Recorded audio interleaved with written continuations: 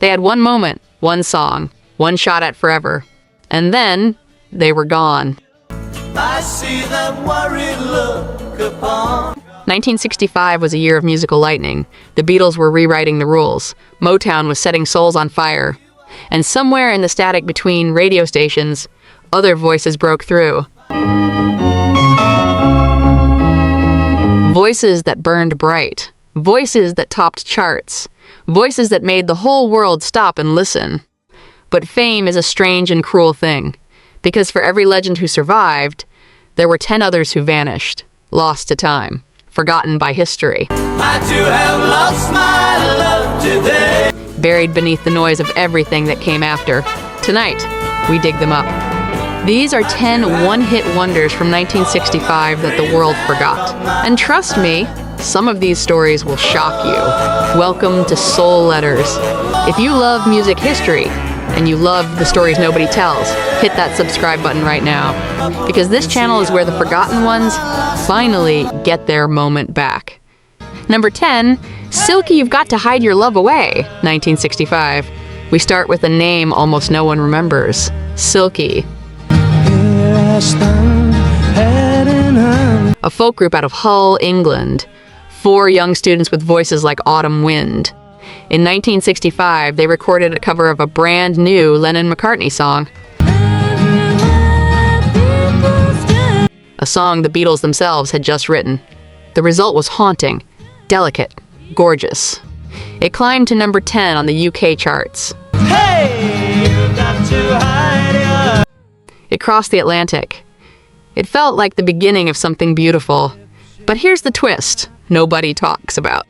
John Lennon and Paul McCartney personally produced the track. They handed these unknown students a golden key, a direct line to the top. And yet, Silky never charted again. Not once. Not ever. The Beatles moved on, the world moved on, and Silky faded back into the silence they came from. Got to hide your love away. One song, one brush with greatness, and then nothing. What happened next changed everything. Or rather, nothing did.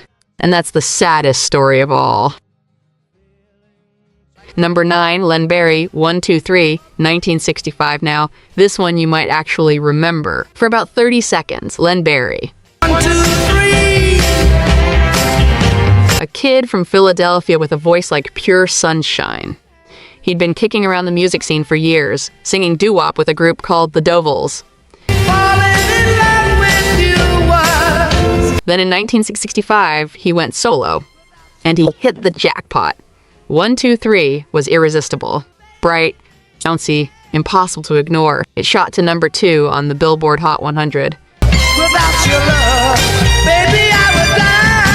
Number 3 in the UK, radio stations couldn't stop playing it. The world was sure, absolutely sure, that Len Barry was going to be a star. But the follow-up singles went nowhere. The momentum stalled. The magic didn't return. Len spent decades playing oldies shows. It's easy. Singing that one song to crowds who vaguely remembered the melody, but couldn't tell you the name of the man who made it. One hit. One moment of perfection. How I love you.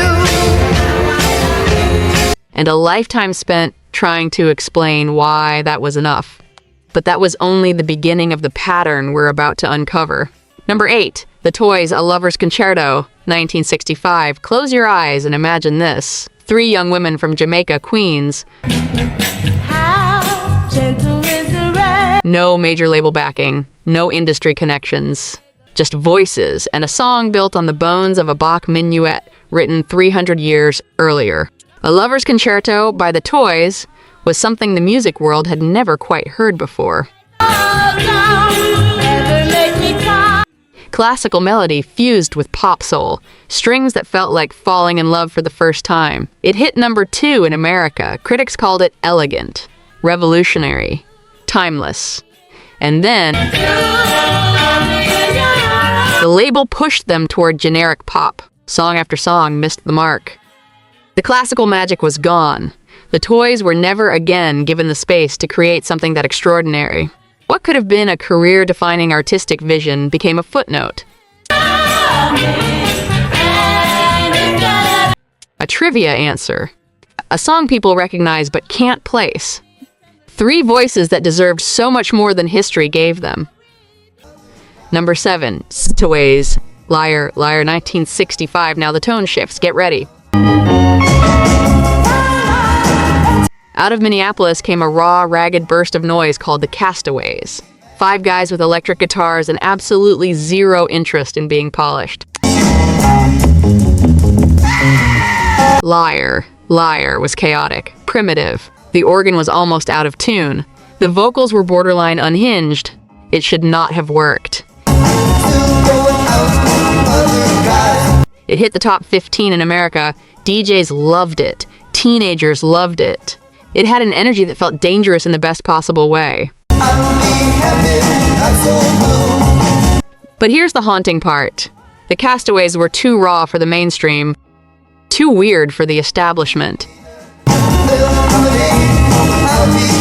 They existed in that strange space between garage rock and commercial pop, and neither world fully claimed them.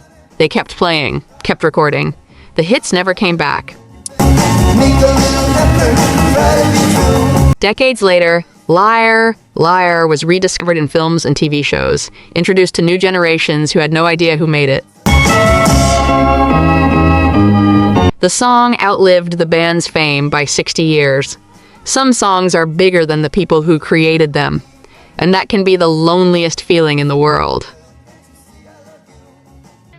Number 6, Barbara Mason, Yes, I'm Ready. 1965, pause.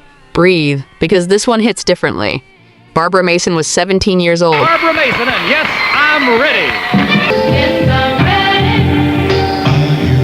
When she walked into a Philadelphia studio and recorded one of the most emotionally pure soul performances of the entire decade. Yes, I'm Ready was vulnerable, trembling.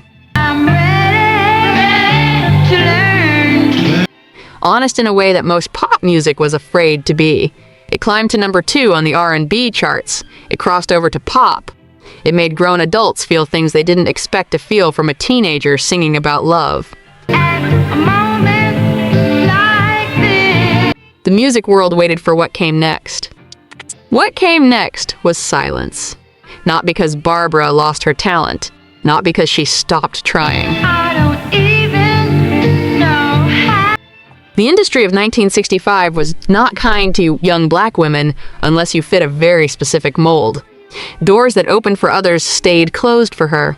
She remained active in music for decades, but that mainstream breakthrough never came again. One perfect song, and a system that wasn't ready for her. The world said yes to her music, but it never fully said yes to her. Number 5, The Knickerbockers, Lee's, 1965. Here is where things get genuinely strange. The Knickerbockers were from New Jersey, American boys through and through. But in late 1965, they released a single that made the entire country stop and ask the same question: is this the Beatles? Lies was so convincingly British in its sound, its production, its raw, Lennon-esque vocal snarl that radio stations received floods of calls from confused listeners. You think that you're such a smart girl. It hit the top 20. It was a sensation, and then the label made a decision that doomed them. Instead of leaning into their own identity, instead of developing what made them unique, they were pushed to keep chasing the British invasion sound. Song after song tried to replicate the trick. None of them landed. The Knickerbockers became a museum piece, a curiosity. The American band that sounded more British than the British.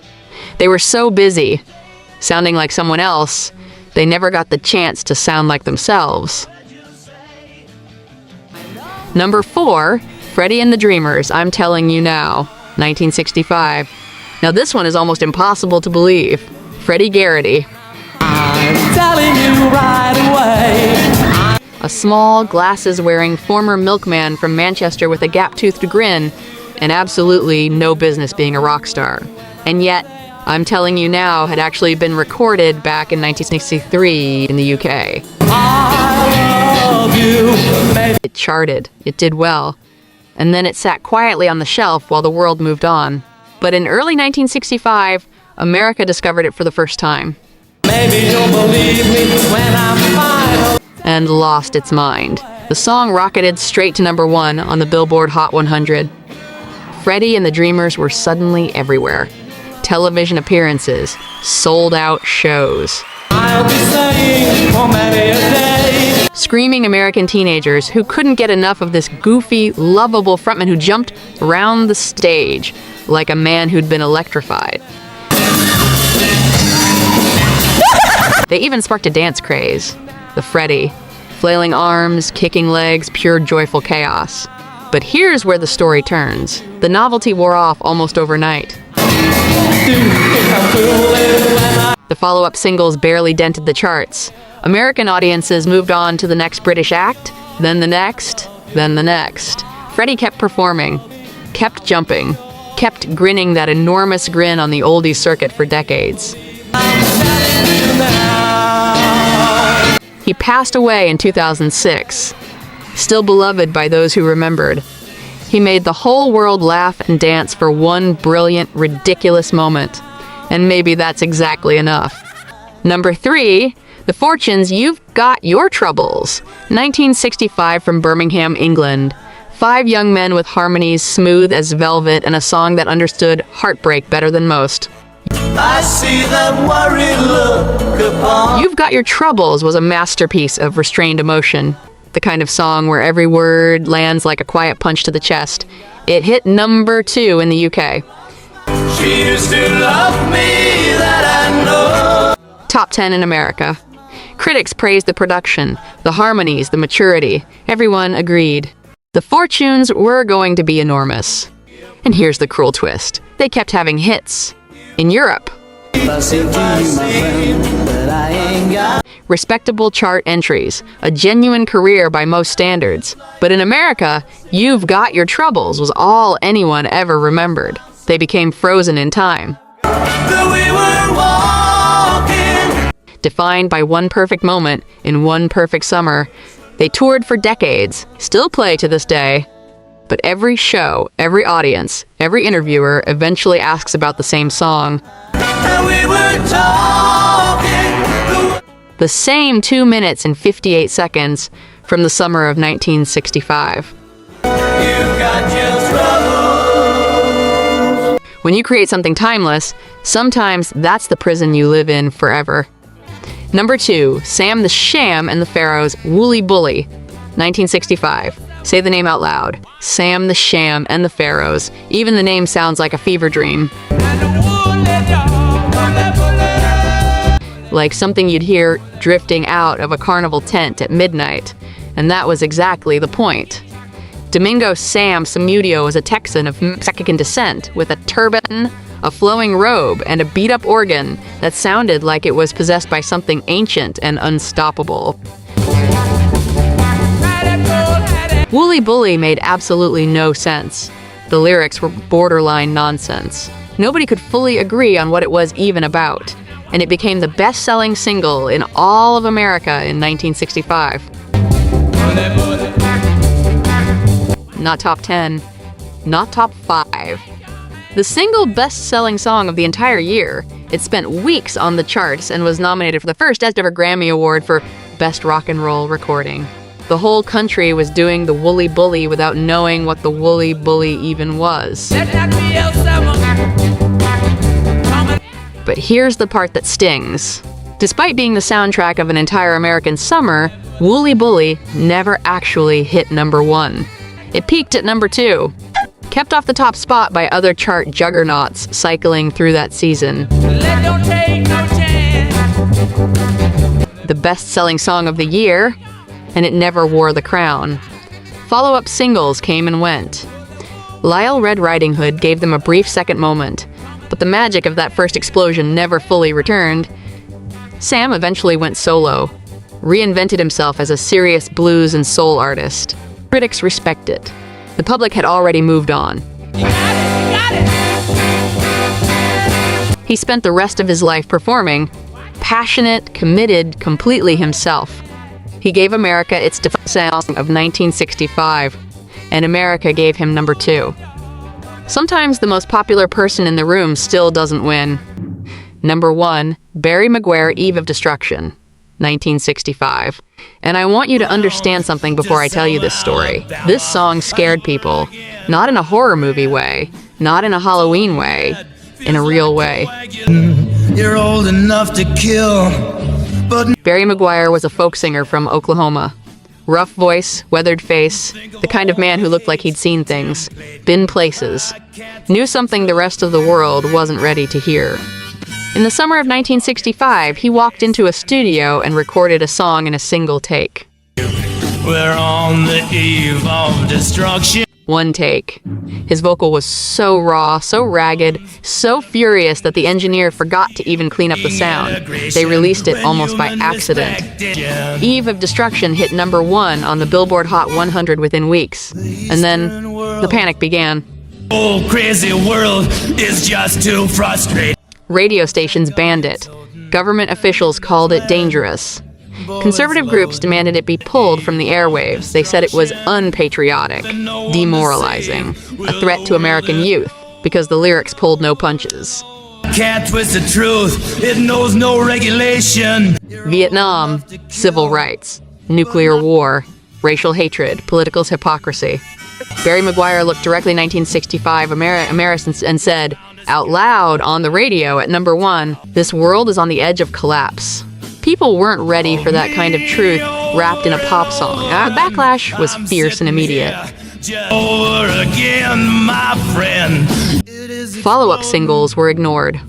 Radio programmers kept their distance. The industry that had accidentally made him famous quietly closed its doors.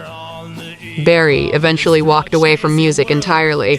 He converted to Christianity in the early 1970s and spent decades recording gospel music for small audiences who loved him deeply. All the hate there is in Red China. He never chased the spotlight again. But Eve of Destruction never went away. Every time the world cracked a little more, every war, every crisis, every moment when humanity seemed to be standing on the edge, that song came back, played on documentaries, quoted in newspapers, rediscovered by new generations staring at the same broken world Barry described in 1965. We're on the eve of destruction. He recorded it in one take, in a single afternoon, with a voice full of gravel and grief.